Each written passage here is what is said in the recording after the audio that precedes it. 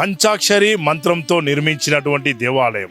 భారతదేశం మొత్తంలో కూడా ఇలాంటి దేవాలయం ఎక్కడా లేదు. 1,000,000 లింగాలు ఒకే చోట ఏర్పాటు చేసి నిర్మించినటువంటి దేవాలయం. ఓం నమశివాయ అని పంచాక్షరి మంత్రంతో ఈ దేవాలయాన్ని నిర్మించారు.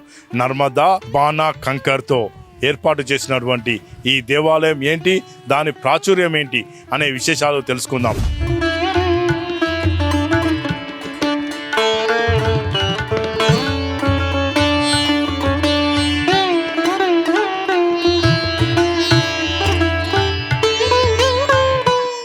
ఇప్పుడు మీరు చూస్తున్నది శ్రీ స్వయంభూ నర్మదా బాణ కోటిలింగాల వీరభద్ర నర్మదేశ్వర స్వామి దేవాలయం. ఈ దేవాలయం వరంగల్ పట్టణ కేంద్రం నుండి నర్సంపేటకు వెళ్లే ప్రధాన రహదారి ఎనుమాముల మార్కెట్కు వెళ్లే దారిలో మనకు దర్శనమిస్తుంది.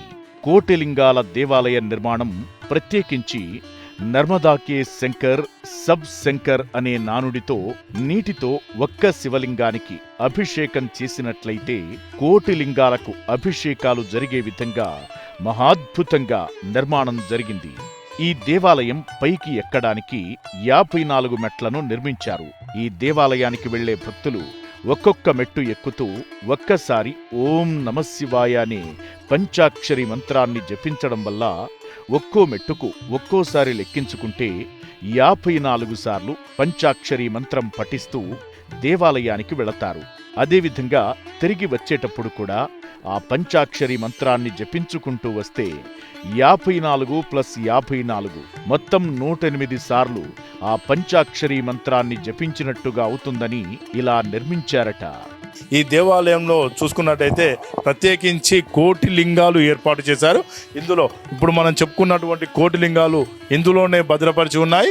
పైన లింగానికి అభిషేకం చేసినట్టయితే ఈ 1,000,000 లింగాలకు అభిషేకం జరుగుకుంటూ ఈ జలధార, అభిషేకం చేసినటువంటి జలధార ఇక్కడ ప్రాణవట్టం ద్వారా బయటకు వస్తుంది.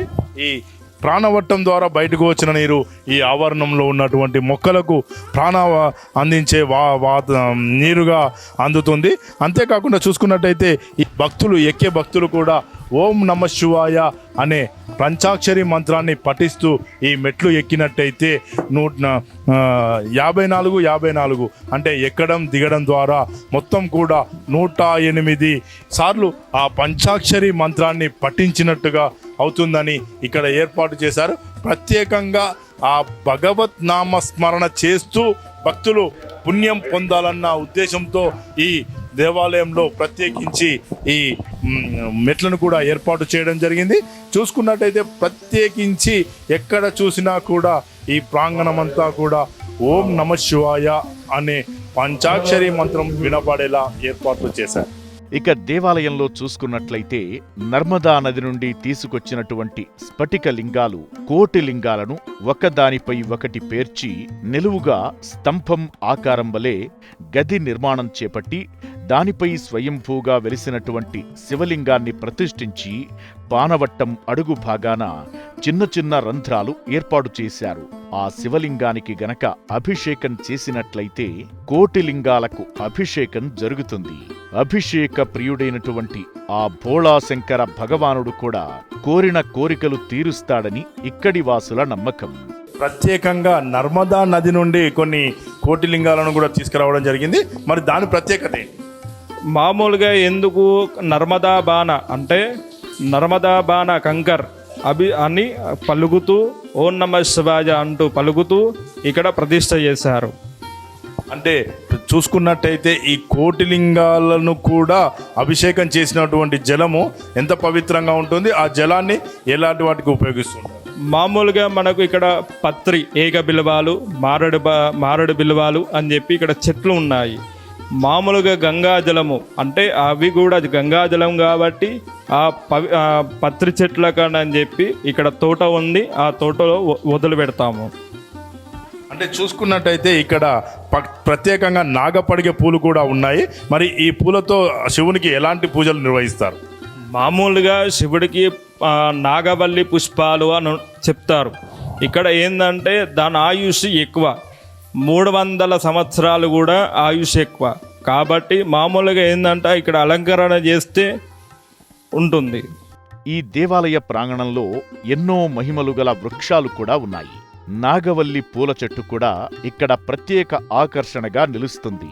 ఈ దేవాలయంలో కార్తీక మాసం, శ్రావణ మాసంలో ప్రత్యేకించి అభిషేకాలతో పాటుగా వనభోజనాలు, దీపారాధన కార్యక్రమాలు మరియు దీపోత్సవ కార్యక్రమాలతో పాటుగా లక్షవత్తుల దీపాలు లాంటి కార్యక్రమాలు నిర్వహిస్తూ ఉంటారు. ఈ దేవాలయాన్ని నర్మదా బాణశంకర్ కోటిలింగాల గుడిగా పిలుచుకుంటారు. కోటి స్ఫటికలింగాలతో బాణాకార రూపంలో ఈ దేవాలయాన్ని నిర్మించారు. స్వామి చెప్పండి, ఈ ఆలయం యొక్క ప్రత్యేకత ఏంటి?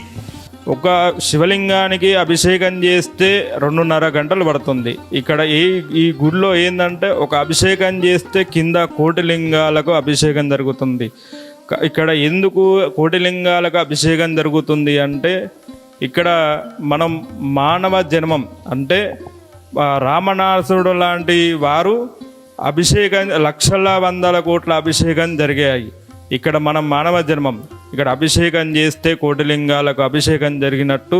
కాబట్టి ఇక్కడ ప్రతి ఒక్కరు కూడా భక్తులు కూడా ఓం నమః శివాయ పంచాక్షరి మంత్రంతో ఇక్కడ అభిషేకం చేస్తే కింద కోటిలింగాలకు అభిషేకం జరుగుతుంది.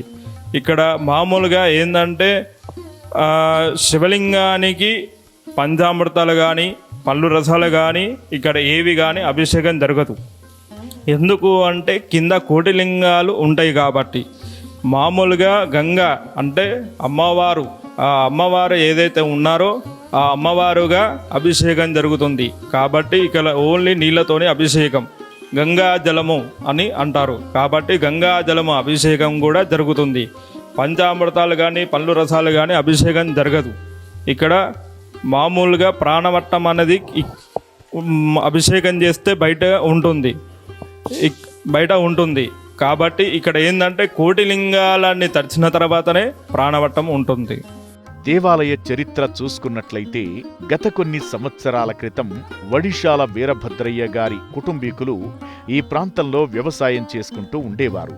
వ్యవసాయ బావిలో పూడిక తీసే క్రమంలో శివలింగం కనపడటంతో దానికి ప్రాణప్రతిష్ఠ చేసి పూజాది కార్యక్రమాలను నిర్వహించారు. అనంతరం తనకు సంతానం కలగడం లేదనే బాధతో ఆ స్వామివారిని ప్రార్థించగా వారికి సంతానం కలిగి ఆ భక్తిభావంతో నర్మదా నది నుంచి ఆ స్ఫటికలింగాలను తీసుకుని వచ్చి ఇక్కడ ఆ లింగాలను పంచాక్షరి మంత్రంతో ప్రతిష్ఠింపజేసి ఆ కోటిలింగాలకు అభిషేకం జరిగే విధంగా ఏర్పాటు చేశారు. ఈ దేవాలయం యొక్క గోపురం చూసుకున్నట్లయితే ప్రత్యేకంగా ఉంటుంది. ఆ శివుని రూపాన్ని ఏర్పాటు చేసి దానిపై రక్షణగా 12 తలల నాగేంద్రుడు కాపలాగా ఉన్నట్టుగా ఏర్పాటు చేశారు. ఈ దేవాలయంలో స్వయంగా వెలిసినటువంటి గణపతి స్వామి దేవాలయంతో పాటుగా నాగేంద్ర స్వామి విగ్రహాలు కూడా ఏర్పాటు చేశారు. ఈ దేవాలయంలో ప్రత్యేకించి ప్రతిరోజు కూడా నిత్య హోమ కార్యక్రమాలు పూజారులు నిర్వహిస్తూ ఉంటారు. అభిషేక ప్రియుడైనటువంటి ఆ మహాదేవునికి ఇక్కడ పంచామృతాలతో కాకుండా ఆ శివునికి ప్రీతిపాత్రమైన గంగతో మాత్రమే ఇక్కడ అభిషేకాలు చేయడం ఒక ప్రత్యేకత. ఒక్కసారి అభిషేకం చేస్తే కోటి లింగాలకు అభిషేకం చేసినట్టుగా చేసినటువంటి పుణ్యం దక్కుతుంది. అలా ఎన్నిసార్లు చేసుకుంటే అన్ని కోట్లు స్వామివారికి అభిషేకం నిర్వహించినట్టు ఉంటుంది. శివుడు అంటేనే అభిషేక ప్రియుడు.